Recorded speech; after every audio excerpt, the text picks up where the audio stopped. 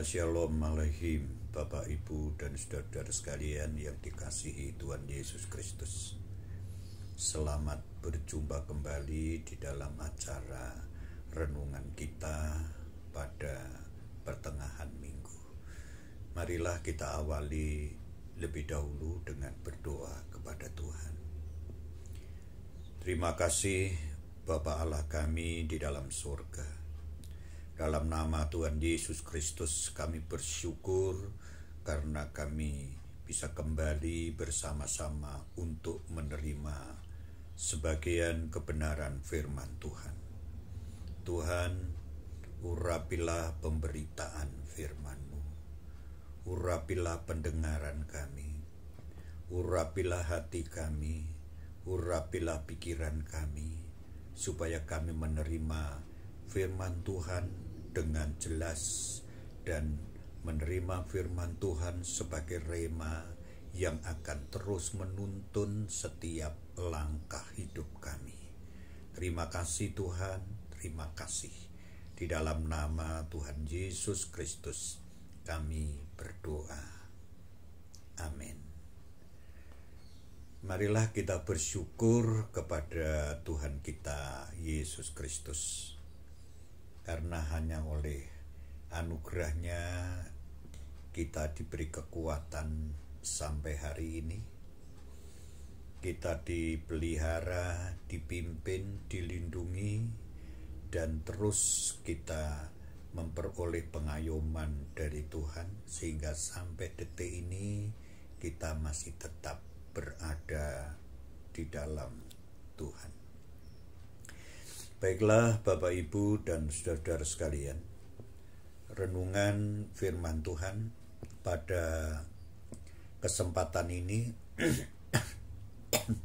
saya beri tema keluarga yang dikasihi dan mengasihi Tuhan.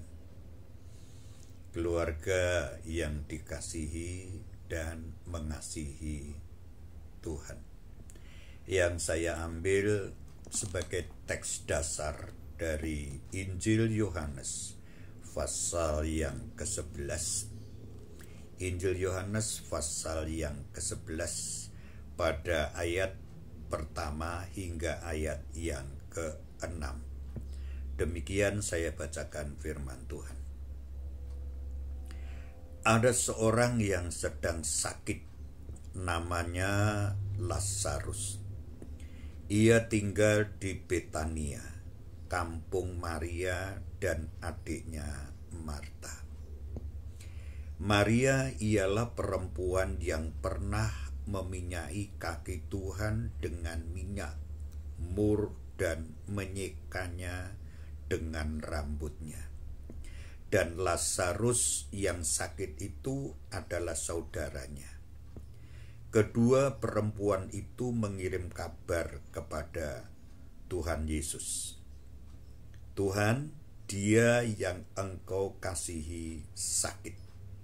Ketika Tuhan Yesus mendengar kabar itu, ia berkata, penyakit itu tidak akan membawa kematian, tetapi akan menyatakan kemuliaan Allah.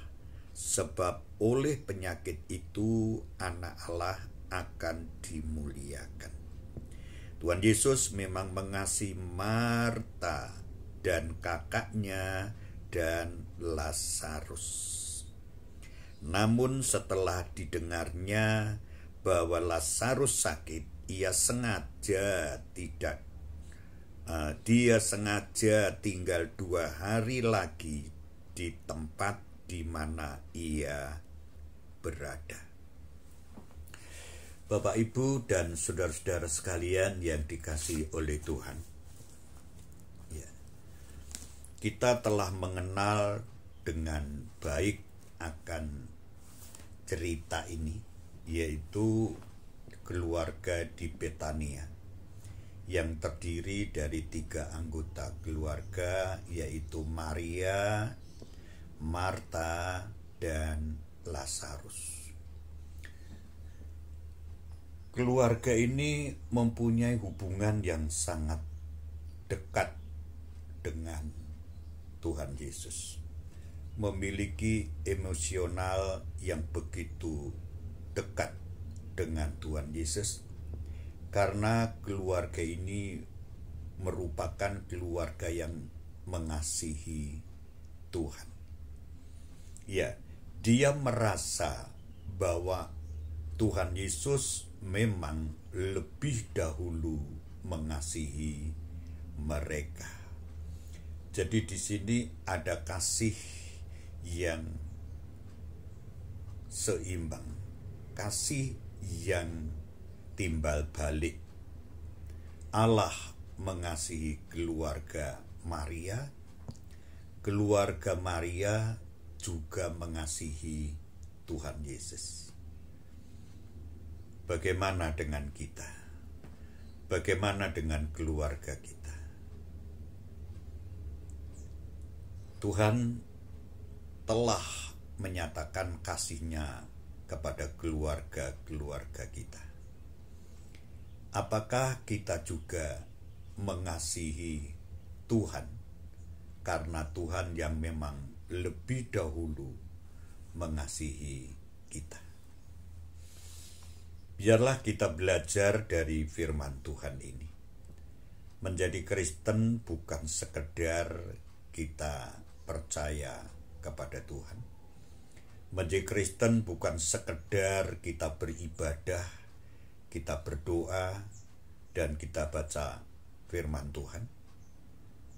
Menjadi Kristen adalah menjadikan dirinya ini mengerti, sadar bahwa Tuhan lebih dahulu mengasihi dirinya, dan kita ingin pula mengasihi Tuhan. Sebagaimana keluarga di Betania ini, mereka mengasihi Tuhan. Maria mengasihi Tuhan, Marta mengasihi Tuhan, Lazarus juga mengasihi Tuhan. Keluarga yang indah, keluarga yang bahagia, keluarga yang harmonis adalah keluarga yang seluruh isi rumah tangganya mengasihi Tuhan Yesus. Tetapi dalam perikop ini kita melihat, walaupun keluarga ini sangat mengasihi Tuhan, ya, walaupun keluarga ini sangat dekat dengan Tuhan, ternyata keluarga ini tidak luput dari masalah, tidak luput dari persoalan. Ternyata adiknya mengalami sakit, bahkan sakit keras. Saudara yang dikasihi oleh Tuhan, kadang-kadang orang Kristen memiliki pemahaman yang tidak tepat. Apabila kita sudah percaya kepada Tuhan, apabila hidup kita sebagai orang Kristen, apabila hidup kita itu mengasihi Tuhan, taat kepada Tuhan, kita luput dari masalah. Artinya tidak mengalami masalah. Kita tidak bisa sakit, kita tidak bisa kekurangan, dan kita tidak pernah mengalami kegagalan. Pemahaman seperti itu tentu pemahaman yang tidak alkitabiah. Kita melihat beberapa contoh yang sangat jelas di dalam Alkitab. Orang-orang yang mengasihi Tuhan pun juga masih mengalami masalah. Orang-orang yang sangat setia kepada Tuhan, yang taat kepada Tuhan Yesus pun juga diizinkan menghadapi masalah. Jadi ketika kita menyadari selama kita hidup di bumi ini, bagi siapapun tidak pernah luput dari permasalahan permasalahan dengan berbagai bentuk persoalan. Namun demikian tentu berbeda antara orang yang di dalam Tuhan Yesus dengan orang yang berada di luar Tuhan Yesus. Orang yang berada di dalam Tuhan Yesus, dia mengalami masalah, tetapi dia akan memperoleh suatu kemuliaan yang lebih besar. Artinya masalah itu akan menghantar untuk mengalami kemuliaan Tuhan. Masalah yang dia alami itu untuk menghantar, mengalami kuasa Tuhan yang besar, pertolongan Tuhan yang besar. Dan masalah itu akan menghantar kepadanya untuk benar-benar semakin melihat bagaimana hebatnya Tuhan Yesus itu. Beda dengan orang-orang yang berada di luar Tuhan.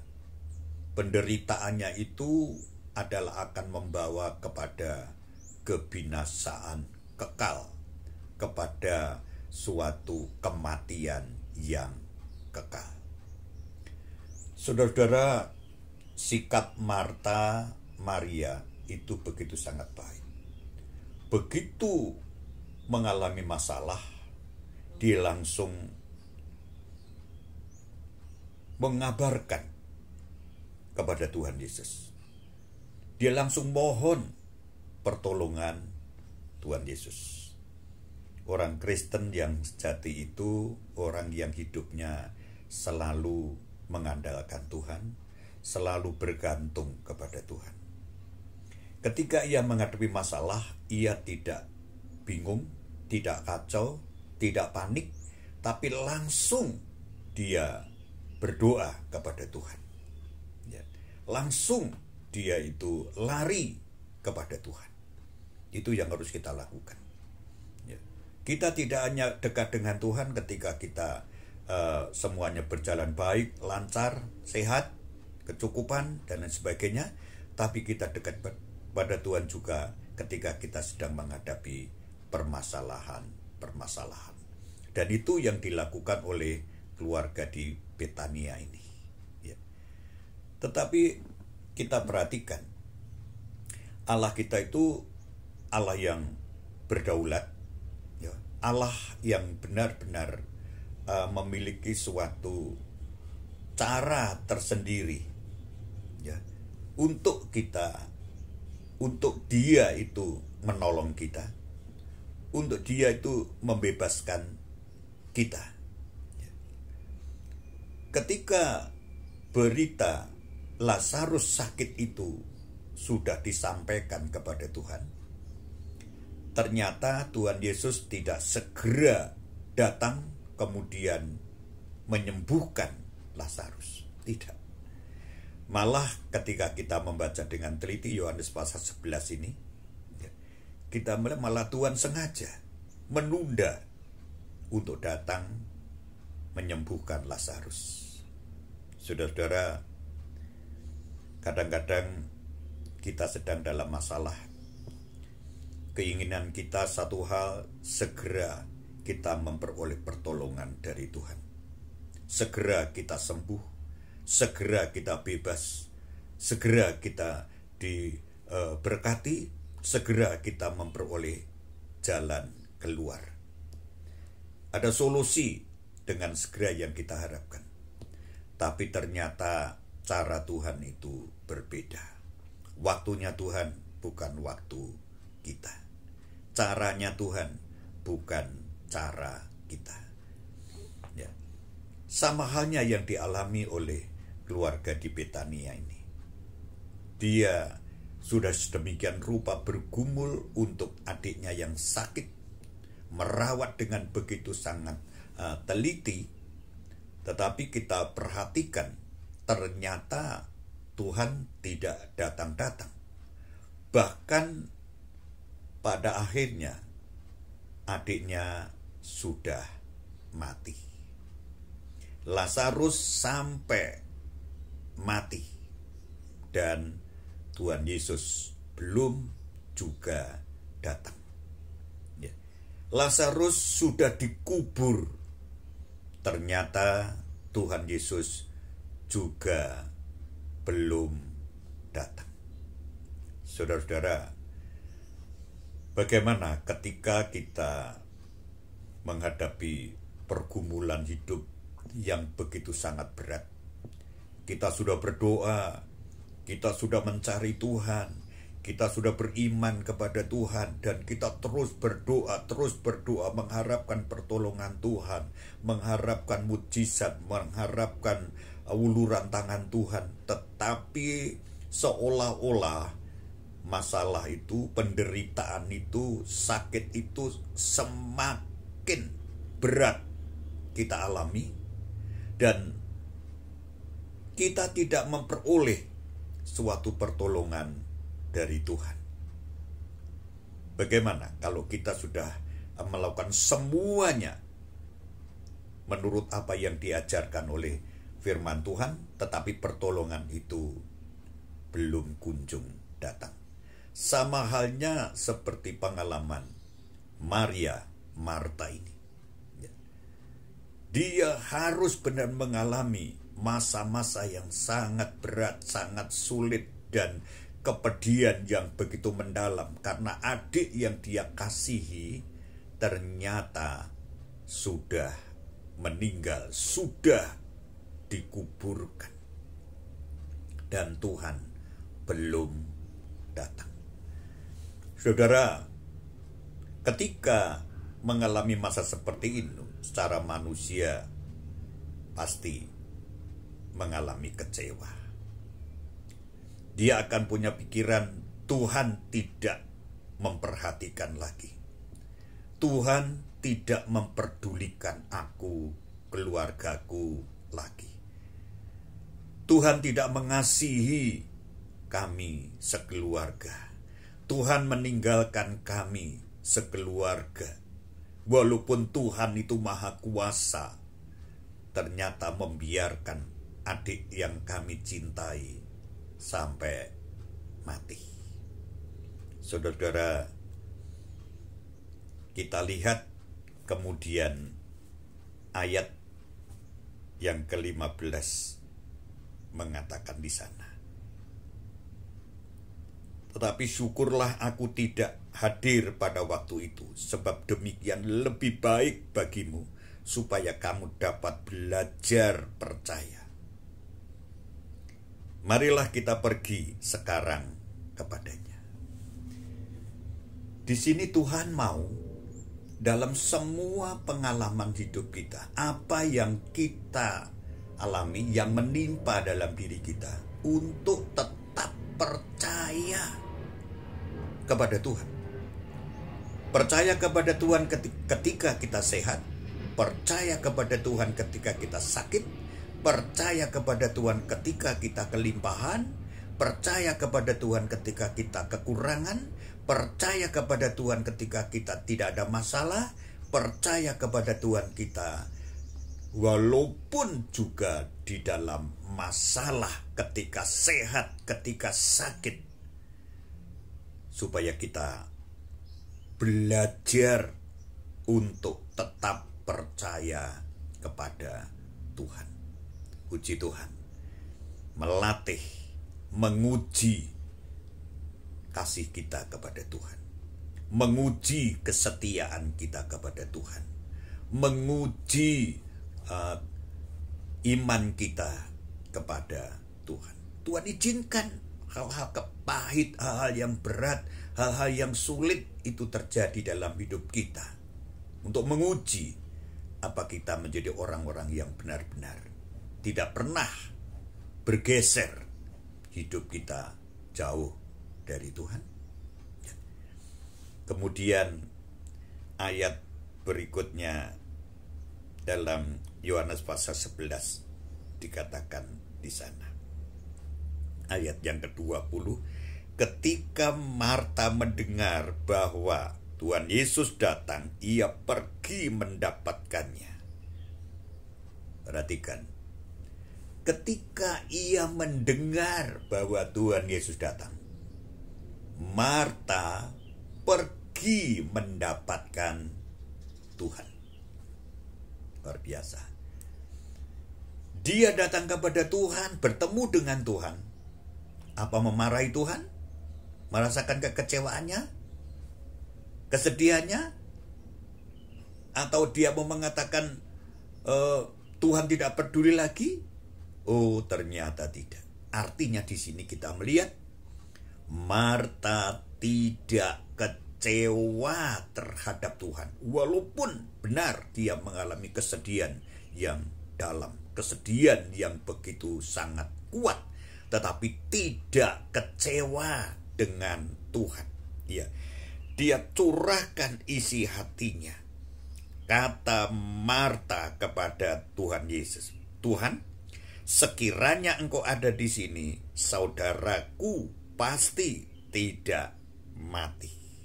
Tapi jawab Tuhan Yesus, akulah kebangkitan dan hidup, barang siapa percaya kepadaku, ia akan hidup walaupun ia sudah mati. Puji Tuhan. Banyak hal yang menimpa dalam hidup kita yang Tuhan izinkan. Dari bentuk apa saja. Ya. Hal-hal yang pahit. Hal-hal yang tidak enak. Apa kita kemudian kecewa kepada Tuhan? Pantaskah kita kecewa kepada Tuhan? Pantaskah kita tidak bersyukur kepada Tuhan? Sesungguhnya Tuhan tetap mengasihi kita. Mari kita belajar kepada Marta. Walaupun seolah-olah sudah terlambat, tidak ada gunanya lagi kehadiran Tuhan, tapi dia tetap percaya, dia menyambut Tuhan, dia datang kepada Tuhan. Itu menunjukkan hati yang tetap percaya kepada Tuhan. Itu sikap Marta. Kemudian kita lihat sikap Marta, ayat 29 pasal 11 Yohanes ini. Mendengar itu, Maria segera bangkit, lalu pergi mendapatkan Tuhan Yesus. Ayat 32. Setibanya Maria di tempat Tuhan Yesus berada dan melihat dia, tersungkurlah ia di depan kakinya dan berkata kepadanya, Tuhan, sekiranya engkau ada di sini, saudaraku pasti tidak akan mati. Saudara yang dikasihi oleh Tuhan, luar biasa. Marta tidak kecewa terhadap Tuhan. Walaupun menghadapi masalah seolah gagal doa-doanya. Maria juga tidak kecewa terhadap Tuhan. Keluarga ini tidak kecewa apapun yang terjadi dalam hidupnya. Kehilangan adik yang paling dia kasihi tidak membuat dia kecewa. Masalah yang berat terjadi tidak membuat dia itu kecewa terhadap Tuhan. Pengalaman-pengalaman pahit yang menimpa dalam dirinya, ia tidak kecewa kepada Tuhan. Ia tetap dekat dengan Tuhan, tetap mengasihi Tuhan, tetap datang kepada Tuhan. Perhatikan Maria, ketika ia mendengar Tuhan Yesus datang, dia langsung datang dan menyembah sujud kepada Tuhan. Luar biasa. Seringkali dalam hidup kita orang-orang Kristen ini begitu mudahnya percaya kepada Tuhan. Mari kita akan sadar jutaan pertolongan Tuhan. Jutaan kali Tuhan melakukan kebaikan kepada kita. Pantaskah kita kecewa terhadap Dia? Yang 1-2 kali Dia izinkan kepahitan itu menimpa dalam diri kita. Sedangkan jutaan kali kebaikan Tuhan yang telah dinyatakan dalam hidup kita, tidak lagi kita syukuri. Belajar kepada keluarga yang mengasihi Tuhan ini, yaitu Marta dan Maria. Tuhan datang, itu menunjukkan kalau Dia datang, itu artinya pertolongan itu mulai datang. Kalau dia mau datang, itu artinya dia betul-betul tetap memperhatikan dan memperdulikan kita. Kalau dia datang dalam kehidupan kita, dalam keluarga kita, itu artinya tidak ada alasan untuk kita kecewa kepada Tuhan. Tidak ada alasan untuk kita sakit hati kepada Tuhan. Tidak ada alasan untuk kita tidak bersyukur kepada Tuhan. Karena dia datang kepada kita. Dan itulah yang dilakukan oleh Tuhan. Dia datang menunjukkan Allah tetap mengasihi kita. Kemudian kita perhatikan dalam bagian berikutnya. Tidak saja dikatakan Tuhan ada, Tuhan datang. Tapi dikatakan Tuhan memanggil engkau. Puji Tuhan. Dia yang maha kuasa, dia yang maha besar, dia maha mulia, tetap mengasihi kita. Dia ada, belum cukup, tetapi dia memanggil engkau. Saudara-saudara, dia memanggil engkau, menunjukkan Tuhan mulai mengulurkan kasih-Nya, mengulurkan pertolongannya, mengulurkan belas kasihan-Nya. Dia memanggil engkau. Saudara-saudaraku yang dikasihi oleh Tuhan, Tuhan memanggil siapa? Dia tidak memanggil orang-orang yang sombong. Dia tidak memanggil orang-orang yang menganggap kuat. Dia tidak memanggil orang-orang yang menganggap pandai. Dia tidak memanggil orang-orang yang menganggap dirinya itu suci. Dia memanggil orang-orang yang merasa membutuhkan Tuhan, merasa mengalami beban berat, merasa mengalami pergumulan hidup yang sulit, merasa dirinya tidak berdaya. Tuhan memanggil dia. Marilah kepadaku kamu sekalian yang letih, lesu, dan berbeban berat. Aku akan memberikan kelegaan kepadamu. Tuhan memanggil tidak saja keluarga di Betania ini. Tuhan juga memanggil saya. Tuhan juga memanggil saudara. Dia datang kepada saya. Dia datang kepada saudara, kepada keluarga-keluarga kita, dan dia ingin mengulurkan tangannya, memberi pertolongan kepada kita. Percayalah kepada firman Tuhan yang tidak pernah berubah. Ternyata dia tidak membiarkan kita. Kasih-Nya tetap sama. Dia mengasihi kita dengan tidak pernah berakhir. Kemudian orang yang tetap mengasihi Tuhan akan mengalami mujizat yang besar, kemuliaan yang besar. Kemudian dia datang ke kubur itu. Dan setelah pintu batu yang menutup pintu kubur digulingkan, Tuhan katakan, "Hai Lazarus, keluarlah kamu." Dan orang yang mati, yang sudah membusuk 4 hari di dalam kubur, pada saat itu juga, seketika itu juga, dia hidup kembali. Dan Tuhan katakan, lepaskan dia. Betapa luar biasanya. Orang yang percaya kepada Tuhan mengalami perkara-perkara besar, mengalami kemuliaan yang besar, mengalami keajaiban, dan dia akan melihat bahwa Tuhan yang dia sembah itu Tuhan yang mempunyai kesanggupan yang tidak terbatas. Walaupun secara manusia sudah terlambat, tidak ada gunanya, sudah membusuk, tidak ada harapan lagi, tetapi bagi Tuhan tidak ada yang mustahil. Saudara-saudaraku sekalian yang dikasihi oleh Tuhan, mari kita percaya kepada firman Tuhan, percaya kepada Tuhan. Mungkin masalah saudara berat, mungkin kita menganggap tidak mungkin saya bisa terbebas, bisa ada solusi dari masalah saya, dari beban hidup saya. Percayalah, Tuhan kita itu punya kuasa yang tidak terbatas. Dia datang kepada saudara, dia mengulurkan tangannya untuk saudara, dan dia ingin memberikan kelegaan kepada saudara, menghidupkan yang mati, dan dia ingin memberikan satu kehidupan yang baru. Dan melalui peristiwa itu, pada puncaknya banyak orang Yahudi yang percaya kepada Tuhan Yesus. Haleluya.